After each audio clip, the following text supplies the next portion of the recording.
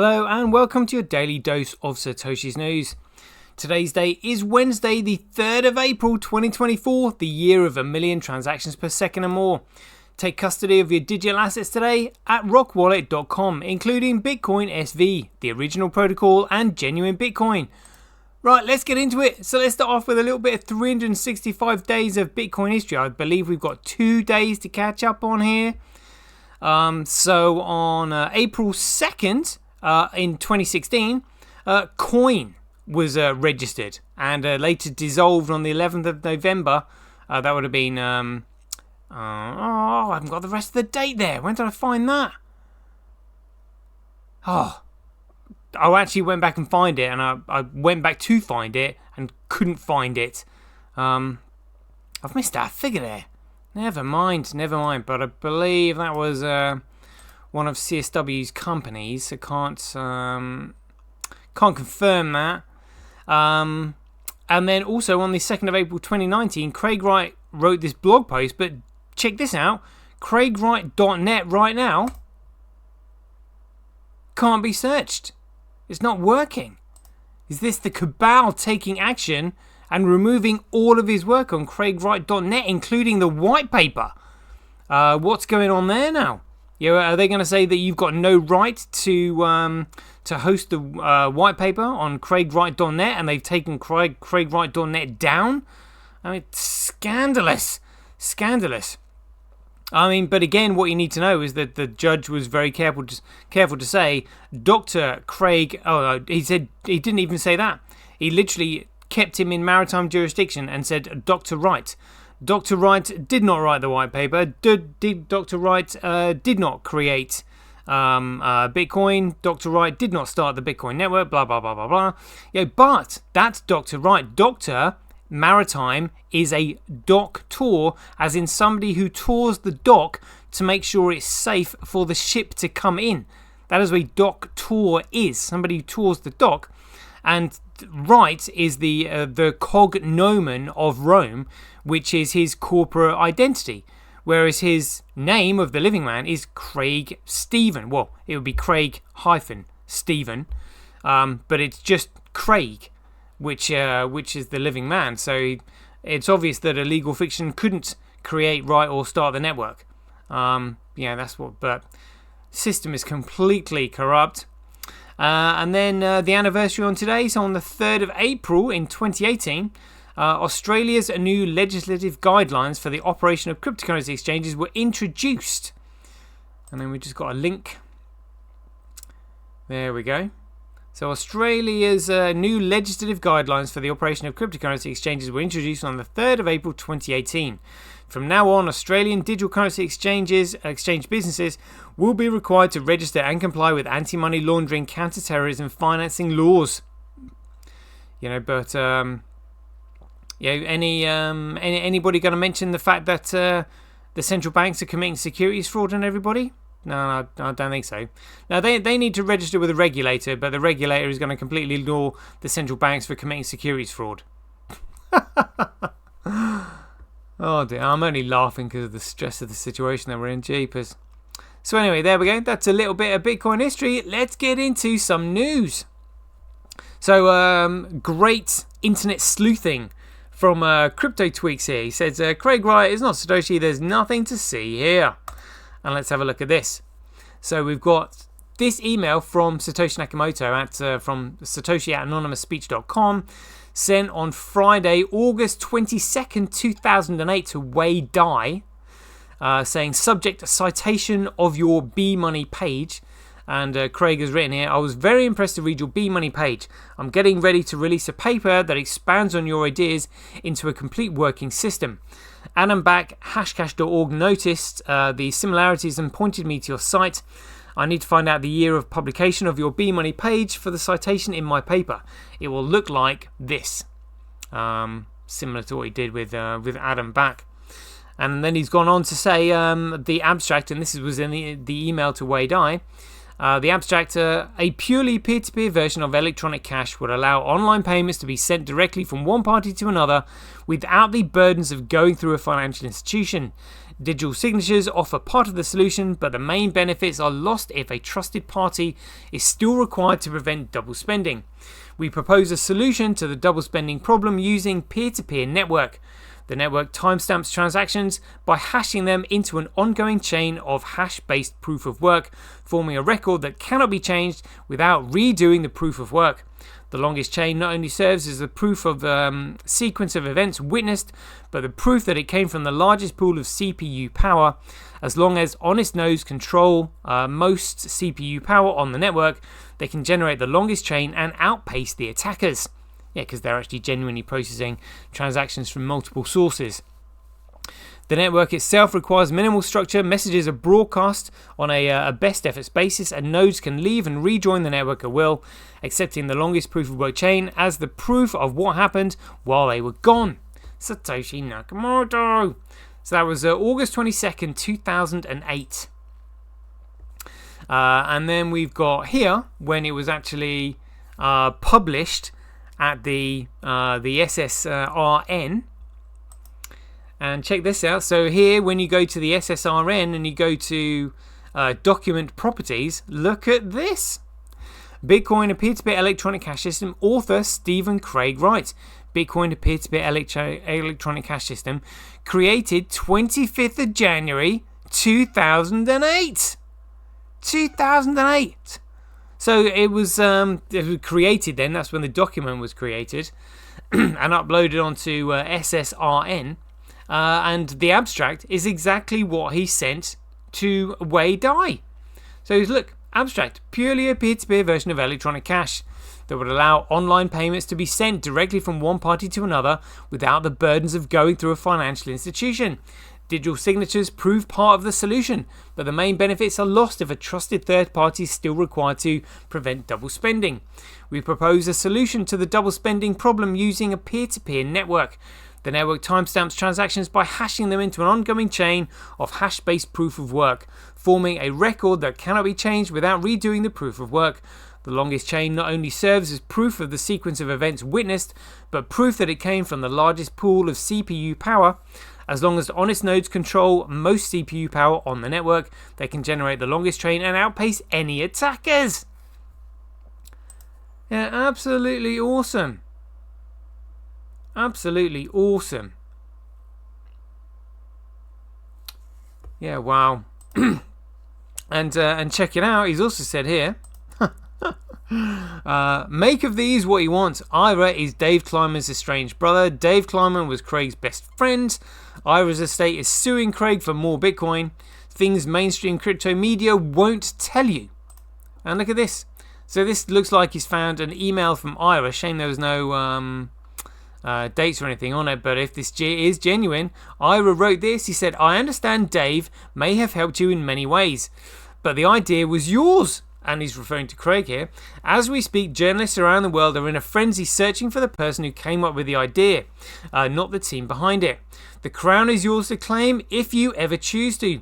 Satoshi lives and prospers. Ira! Look, so Ira was emailing Satoshi Nakamoto. So Ira knew who Satoshi Nakamoto was, which is why he sued Craig, because he knew Craig was Satoshi Nakamoto. Oh my God. Honestly, what a... yeah, the state of play that we're in at the moment is just utterly corrupt. Utterly corrupt, but great internet sleuthing there from Crypto Tweaks. Hats off there. And check this out, Steve Wright. Yeah, we'll have that from Naked Gun. That was a great movie, that. Love it. So what's all this about? Look at this. I might have to put this in Bitcoin history. So, important notice, send globally Argentina, strike. Hi, we're reaching out to inform you that as of Friday, March 29th, 2024, we will no longer support send globally transactions between the US and Argentina. This is due to our payment partners in Argentina winding down operations. While sending cash to be converted into local currency to a bank account in Argentina is no longer an option, you can still send both Bitcoin and cash directly to Strike users in the country through the app. We apologise for any inconvenience this may cause. If you have any questions, please don't hesitate to reach out to our support team. Oh, look at that. Payment partners in Argentina winding down. Look, they are a centralized network. You've got payment partners winding down. Bitcoin doesn't need payment partners. It is a commoditized network. You send peer-to-peer. Honestly, what an absolute joke. Literally, Strike talk about shooting themselves in the foot.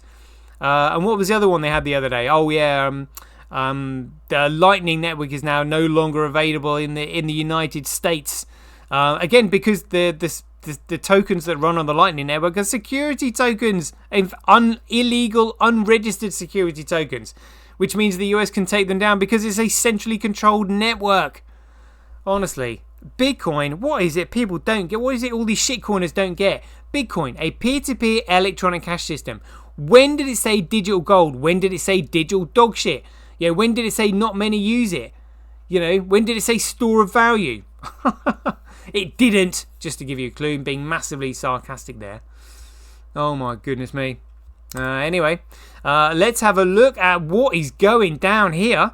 So we're looking at the B crash price here at 571. Bitcoin up to 92. So we are meant to be having, look at that, block reward halving, 0 days. There is something fishy going on here. So let's, oh my god, look, it's still stuck at block 839,990. So there's 10 blocks to go. Look at this. I'll tell you my suspicions about what I think is going on right now. Look at this. Look. So this was the last block. So 990. Have a look at this. Look. Still on 990. So 10 blocks to go. And this block was produced at 5:15 UTC. It is now 9:45. 9:45. Like, you know, what, 4.25 hours ago. And the block is not being produced.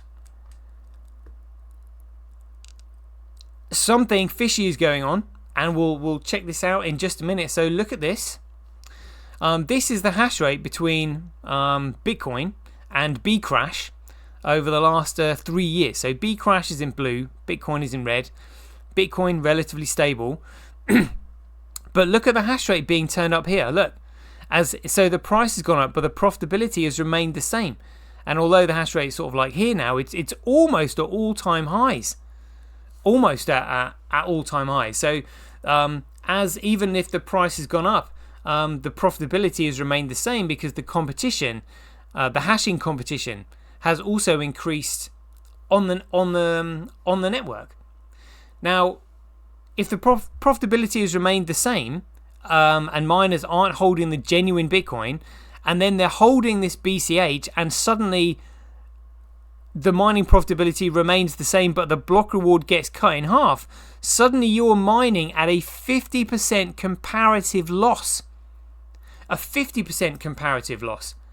And we can see, literally, well, actually we'll go back here. Look, there are hardly any transactions on the network. Look, transactions in that block. 6, 233, 12, 18, 146. There is 1. There is hardly anybody using that chain. It's like a ghost chain. There are no transactions on there to mine. So you're just simply winning the block reward. There's no block fee subsidy to replace the block reward, but there is just no one using it.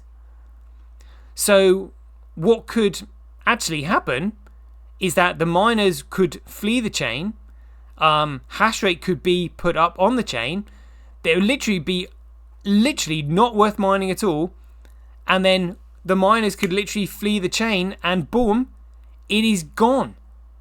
Literally gone. And look who the largest miner is on there. Look, other miners. Now I have a suspicion as to who I think, or what I think other mining pools might be. But I think the B crashers, those who are holding B crashers, have just suddenly realised, because they're so stupid, they've literally just figured out the economic model of B crash, and they're just like, oh, it's all about transaction volume. It's not about anonymity. It's not about chaos and disorder and screwing the government. No, Bitcoin is an economic model.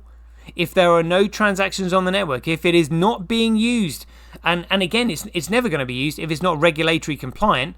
What you need are large corporations using the network for the data efficiencies and data securities that it offers. And you cannot use it if the token is a securitized token and economically worthless and centrally controlled, of which it is centrally controlled because the signatures, or Schnorr signatures, whatever you want to call it, being scrambled, being hashed, as good as well as being deleted because you can't see them, it means it is a securitized token. And also, I think they've got their block cap set at like 32 megabytes, something like that. It's tiny block cap is what it is. There is no one using the chain, and these miners, even though they're not winning much of the block reward anyway, are about to suffer a 50% comparative loss when this block halving happens. So, if you ask me, I think they've just figured out what's going on. And I think they are fleeing the chain, selling their bags before this block reward halving happens. And I purposely think they are trying to slow this block reward halving down while they sell their bags. That is what I think is going on right now in Bcrash. So let's just again have a look at this. Yeah, look, 3 hours ago. Still stuck on 990. Jeepers! Like it's almost like the chain has frozen, for want of a better word. So let's just have a look at the price here. We'll go coin market cap. Where is Bcrash? Look at that! Look, the bag holders are cashing out. What's all this about? Scarcity make number go up. What's all this about? Oh yeah, your scarcity make number go up. So whenever the block reward halvings, whenever the block reward halvings happen, number go up. Doesn't look like it now, does it? It looks like number go down. I think they figured out what's going on finally after all these years and gone, oh shit, we need to have time to sell our bags and get out before the chain collapses. That's what I think. Just my opinion. Anyway, so Bcrash is normally related to Bitcoin. So we'll just have a look at see what Bitcoin's doing. Is it matching it? Oh no! Look at that. Bitcoin's actually in the green. What's happened there? Have the Bcrashers suddenly figured out that their chain is about to crash? Have they stopped blocks from being produced so they can sell the bags quickly on the exchanges? What's going on? It looks like they are in panic mode to me. Just saying. Jeepers. Anyway, so the BTC shorts, eating their shorts. Oh, look at that. The longs are going down. Longs are going down. Look at that. So what's the ratio now? 2%, 2% shorts, but it was compared to what it used to be. Oh look, and the longs are going down and the shorts are actually going up, even though the ratio is only kind of like 2%. That's still significant for the Mac Daddy. That means confidence is being lost. Oof. Ooh. Right, let's have a look at the overall. Whoa! Whoops. Let's have a look at this in dollars. Yeah, market cap's gone down. It was 2.65 trillion the other day. Now it's 2.49 trillion, so 2.5 pretty much. Let's see what the price of BTC is doing. And that's still holding its own after 24 hours. Down over 7 days though. Let's have a look at Bcrash. That's 7 days. Oh, look at that. Just before the block reward halving. Look out, they're all cashing out. Let's have a look at this. And let's have a look at Bitcoin. Where are we? Back up at number 60. Yeah, look at that. Up over 24 hours and B crashes down. Digging into the profitability of the chain. Look. Where is it? Look, it's currently 3.5% more profitable to mine on BTC. And it's 10.7% more profitable to mine on SV. Meaning even with SV, it is a 14% comparative loss. 14.2. 14.2 comparative loss. Wow. Wow, it's going to be very, very interesting to see what happens. My goodness. My goodness. And let's have a look at Terano. We are back in business. Look at these blocks coming through. That is 1 million transactions per second in your face. And a block size of 104 gigabytes. 104 gigabytes. 77, 130. Where's the biggest one here? A 382. Is that a new record breaking block? I'll have to check what the previous size was. That might be a new record breaking block. Let's have a look at Bitcoin history. So that's 382. Where was the last one? See if we can find it. 335. That is a new record on Terano. 382. Come on. Come on. And look at that. So there must have been large data transactions, because that's only basically 700,000 transactions per second. Only 700,000 transactions per second. Hilarious. But look at these, a million. That is 1 million transactions per second on the genuine Bitcoin network. And that's 1.1 million. Absolutely phenomenal. Phenomenal. So on the day of the block reward halving, check it out. Terano produced a new record-breaking block at 382 megabytes. Wow. Gonna put that in a bit of Bitcoin history for everybody. There we go. That is a 22-minute show. Hope you enjoyed it. And if you enjoyed these updates, please ding a donations for your appreciations to Satoshi at handcash.io. Be greatly appreciated. So hope you enjoyed it. And as ever, be aware, take care, stay safe out there. Look out for the block reward on BCH. And we'll see you in the next one.